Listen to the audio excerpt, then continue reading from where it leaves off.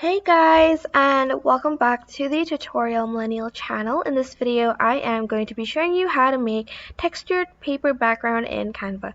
So I'm just going to search for glued paper. As you can see, I've already searched for it, and you can find whichever paper texture you prefer. I'm just going to use this one, and I'm going to drag it to sort of like fit the whole page. Then I'm going to go to transparency and lower it down until about 26%.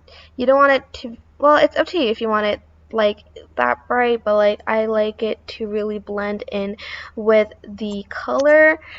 And that is honestly it. I feel like it's super simple, but it creates depth to your design, but that is basically it. I hope this tutorial was helpful.